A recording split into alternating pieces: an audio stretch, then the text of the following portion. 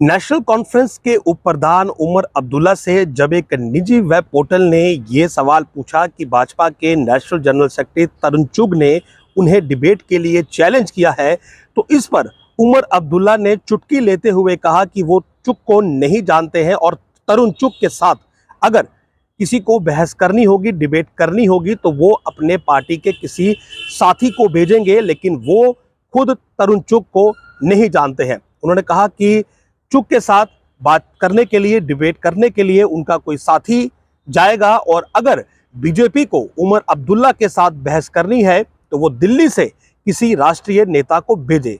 तो इस पूरे स्टेटमेंट के बाद बीजेपी ने आज एक पत्रकार वार्ता को संबोधित किया, जिसमें उन्होंने उमर अब्दुल्ला को यह बताया कि तरुण चुग इस पूरी दुनिया में, इस पूरे विश्व में सबसे बड़ी पॉलिटिकल पार्टी बीजेपी के नेशनल जनरल सेक्रेटरी है, और अगर उमर अब्दुल्ला को चुग के बारे में जानकारी नहीं है और अगर उमर अब्दुल्ला को बीजेपी का नाम नहीं मालूम है, उसके नेताओं का नाम नहीं मालूम है, तो इसमें गलती खुद उमर अब्दुल्ला की है, उनकी नहीं है।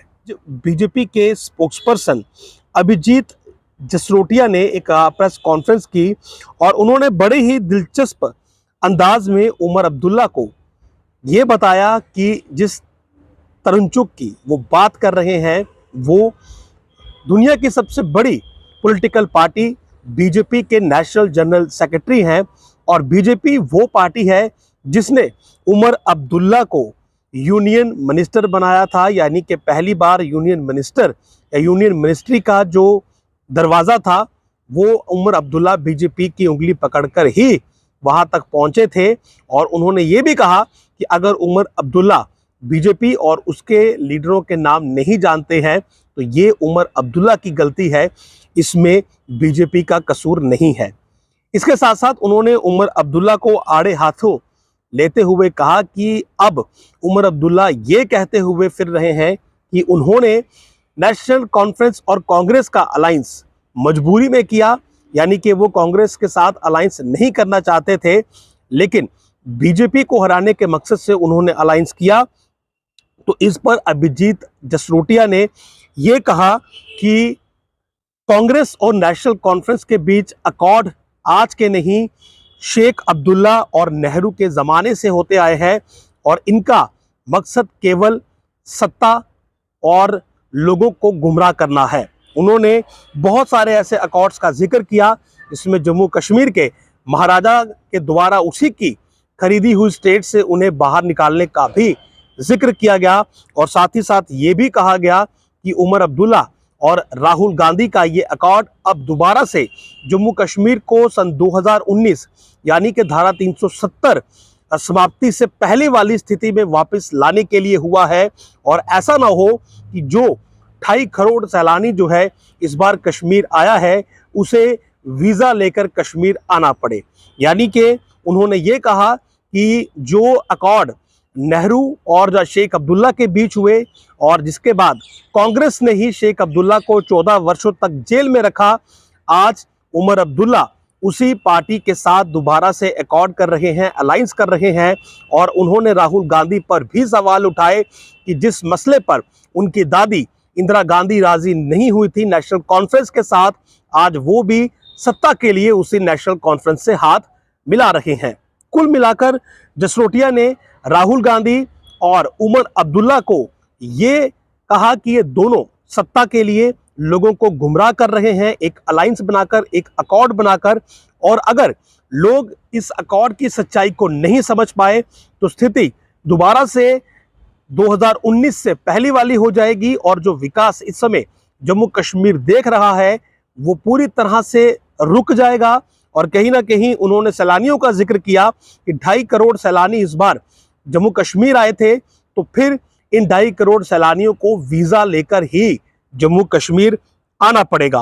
उन्होंने कहा कि राजीव फारूक अकॉर्ड और 87 की रिगिंग के बाद ही जम्मू कश्मीर में बंदूक दाखिल हुई थी, और उसके बाद के हालात जो हैं वो सभी जानते हैं। और साथ ही साथ उन्होंने कहा कि ऑटोनॉमी पर जो इस समय आप जोर दे रहे हैं, आप ये चाहते हैं कि ऑटोनॉमी के जरिए जो जम्मू कश्मीर में शांति स्थापित हुई है वो दोबारा से बंद हो जाए, यहां पर सैलानी आना बंद हो जाए। आप 370 को बहाल करना चाहते हैं, आप उसके जरिए यहां पर वेस्ट पाकिस्तानी रेफ्यूजियों के अधिकार, माता बहनों के अधिकार और उसके अलावा आम लोगों के जायज अधिकार, गुजर बकरवालों के अधिकार दोबारा से छीनना चाहते हैं, जो कि धारा 370 की वजह से उन्हें नहीं मिले थे। तो कुल मिलाकर तरुण चुग के मसले पर आज बीजेपी ने सबसे पहले उमर अब्दुल्ला को यह बताया कि वो दुनिया की सबसे बड़ी पॉलिटिकल पार्टी के नेशनल जनरल सेक्रेटरी हैं, और अगर उन्हें नहीं पता है कि चुग कौन है तो इसमें गलती उमर अब्दुल्ला की है, किसी दूसरे की नहीं है। और दूसरा, उन्होंने आम लोगों को ये बताने की कोशिश की कि जो इस समय उमर अब्दुल्ला ये कह रहे हैं कि उन्होंने मजबूरी में आकर कांग्रेस के साथ प्री पोल अलायंस किया है, तो ये कोई नया अलायंस नहीं है। इनके अलायंस नेहरू शेख अकॉर्ड के समय से चलते आ रहे हैं, और ये जो मौजूदा अकॉर्ड हुआ है जिसमें उमर अब्दुल्ला और राहुल गांधी शामिल है, इनका भी वही मकसद है। और कुल मिलाकर उन्होंने इतिहास की कुछ बातें बताई और उमर अब्दुल्ला से ये कहने की कोशिश की कि वो अपनी स्थिति को स्पष्ट करें कि जो जो चीजें उन्होंने अपने मैनिफेस्टो में लिखी हैं और जिस मजबूरी का वो रोना रो रहे हैं उसकी असलियत क्या है, और इतिहास में जो जो अकॉर्ड उनके कांग्रेस के साथ हुए हैं उनका जो नतीजा आया है उस पर वो क्या कहेंगे।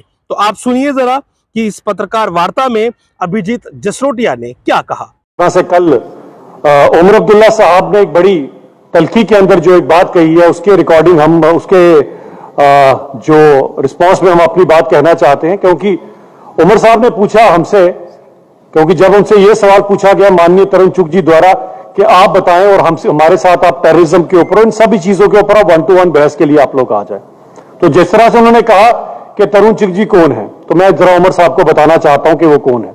तो सबसे बड़ी बात यह आती है उमर साहब कि ये वो उस पॉलिटिकल पार्टी के जो विश्व की सबसे बड़ी पॉलिटिकल पार्टी है उसके जनरल सेक्रेटरी हैं। और ये भी आपको बताना चाहता हूं उमर साहब कि ये उसी पॉलिटिकल पार्टी के जनरल सेक्रेटरी हैं जिस पॉलिटिकल पार्टी ने आपको उंगली थमाकर तो यूनियन मंत्रालय दिखाया था। सबसे पहले आपने अगर कहीं पर जो ट्रेनिंग ली थी वो यहीं पर पाई थी। तो कम से कम इतनी जल्दी ना भूल जाएं इन सब चीजों को। अगर आपको हमारी पॉलिटिकल पार्टी का नाम याद नहीं है, हमारे लीडर्स का नाम याद नहीं है, तो इसमें कसूर आपका है, हमारा नहीं है। लेकिन उमर साहब बात यह आती है कि हम आपको जो कहना चाहते हैं कि तू इधर उधर की बात ना कर, तू बता के काफिला कहां लुटा और कश्मीर कहां लुटा, उसका जवाब दें।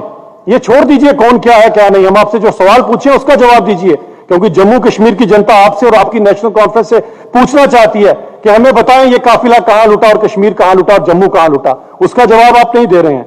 और आज जो अलायंस आपने किया है, इस अलायंस की हिस्ट्री हमें अच्छी तरह से पता है। आज तो आप कहते हैं, फिर से लोगों को बता रहे हैं कि मैं मजबूरी में कांग्रेस के साथ अलायंस बना रहा हूं, लेकिन ये मजबूरी आपकी कब से चलती आ रही है? कब से आप जम्मू कश्मीर के लोगों को बेवकूफ बना रहे हैं?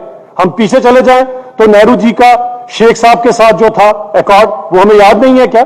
जिसके कारण आपने जिस तरह से हमारे महाराजा को यहां से खदेड़ा था, हमारी उनकी खुद की खरीदी हुई रियासत से एक षड्यंत्र के चलते, वो भी हमें अच्छी तरह से पता है कि आपके तो बड़े पुराने संबंध हैं, दादों परदादों के टाइम के आपके संबंध हैं। और उसके अंदर हमें भी याद है, उसके बाद 10 से शायद 14 साल तक शेख साहब को जेल में रखा था कांग्रेस वालों ने। और आज ये बात आती है कि अगर आपके दादाजी को 14 साल के लिए जेल में रखा, उमर साहब आपको कम से कम अपने दादाजी के साथ तो खड़ा होना चाहिए था। हमारे वालों को अगर किसी ने 14 दिन के लिए भी ऐसा किया होता तो दोबारा हम उस पार्टी का मुंह ना देखते। लेकिन आप अपनी सियासी मजबूरी समझिए कि आज आप फिर से उसी कांग्रेस के साथ जा रहे हैं। और हमें अभी भी याद है उसके बाद जो इंदिरा शेख अकॉर्ड हुआ था, और उस समय जब शेख साहब ने जो आज डिमांड आप कर रहे हैं, उसी समय शेख साहब ने प्री 53 की डिमांड की थी, जिसे आप ही की दादी जी ने सिरे से खारिज कर दिया था। और आज जिसे राहुल गांधी जी की दादी जी ने सिरे से खारिज कर दिया था, और आज राहुल गांधी जी उसी के नक्शे कदम पर चलते हुए अपनी दादी जी को गलत साबित करने पर तुले हुए हैं। तो राहुल गांधी जी को भी जवाब देना पड़ेगा कि वो क्या था। आज क्या राहुल गांधी जी ठीक है या उनकी दादी जी ठीक थी? और उसके बाद जो अकॉर्ड हुआ, ये तो आपके खानदानी अकॉर्ड चलते आ रहे हैं। ये जनता तो बीच में पिस रही है आपके इसी अकॉर्ड के अंदर। कभी कोई किसी के साथ अकॉर्ड बनाता है, और आपको याद होगा जो जम्मू कश्मीर का दुर्भाग्य था वो था राजीव और फारूक साहब का अकॉर्ड और 87 की रिगिंग, जिसके बाद बंदूक यहां पर दाखिल हुई। और आज आपको जवाब देना पड़ेगा उमर साहब, वो 1.5 लाख लोग जो कब्रों में दफन है उसका जवाब कौन देगा? जरा मुझे फिर बताएं, आज फिर से आप ऑटोनॉमी की बात करना शुरू हो गए। आप फिर से जो अमन सुकून यहां पर आया हुआ है उसको आप फिर से वापस उसी कगार पे लाकर खड़ा कर देना चाहते हैं। तो उमर साहब, इन सब चीजों का जवाब आप कब देंगे लोगों को, यह आपको बताना पड़ेगा। आज तो जिस हिसाब से आप ऑटोनॉमी की बात कर रहे हैं, 2.5 करोड़ से ज्यादा यहां पर सैलानी आए हैं। आप और राहुल गांधी जी क्या चाहते हैं, ये 2.5 करोड़ के सैलानी फिर से वीजा लेकर यहां पर आए? और जब वीजा लेकर यहां पर आएंगे तो क्या 2.5 भी पीछे रह जाएंगे? तो कहां जाएंगे जम्मू कश्मीर के लोग? कहां जाएंगे वो कश्मीर के लोग जिसने पिछले 5-10 सालों से जो कम से कम उनकी खुशहाली देखी है? ये किस तरह की राजनीति आज उमर साहब और राहुल गांधी जी कर रहे हैं? ये जम्मू कश्मीर की जनता आपसे जवाब मांगती है। वो गुज्जर बकरवाल भाई जिनको आपने, जिनकी उत्पीड़ना की और आज तक जिनको कभी आपने उनके हक नहीं दिए, आज अगर उनको 50-60 साल बाद उनके पॉलिटिकल हक और बाकी हक मिले हैं, आज क्यों आप और राहुल गांधी जी उनके हक छीनने पर उमादा हुए हैं? आज क्यों हमारी बच्चियों को जो 50-60 साल बाद हक मिले हैं, क्यों अमर साहब और राहुल गांधी जी उनसे वो हक छीनने पर उमादा हुए हैं? और वेस्ट पाक और पीओजे के रेफ्यूजी, इसके अंदर मैं राहुल गांधी जी को बताना चाहता हूं कि जरा ये चीज क्या हम हमारे रेफ्यूजी भाइयों को बताएं जिन्हें 60 साल तक अपने देश के अंदर आपने एलियंस की जिंदगी बताने पर मजबूर किया था। आज राहुल गांधी जी और उमर साहब उनसे हक क्यों छीनने कर उमादा हुए हैं? और सबसे बड़ी बात पहाड़ी समुदाय की, और मैं इन सब चीजों को कह के ये बताना चाहता हूं कि आप सभी लोग सचेत हो जाएं कि ये जो अलायंस जो नेहरू जी के टाइम से और शेख साहब के टाइम से शुरू हुआ, आज फिर से हमारे देश को वहां पर ले जाने की फिराक में है। क्या उमर साहब हैं और क्या राहुल गांधी जी हैं? और इन सब चीजों का जवाब आज उमर साहब को देना पड़ेगा कि ये बताएं कि इन सब लोगों की जो उत्पीड़ना हुई है, इसके जिम्मेवार आपकी जो पॉलिटिकल पार्टी आज किस एजेंडे के साथ आप लोगों के बीच में जा रहे हैं और लोगों को फिर क्यों बरगलाने के लिए आप वादा हो चुके हैं? क्या जो खुशहाली कश्मीर में आई है वो आपको मंजूर नहीं है?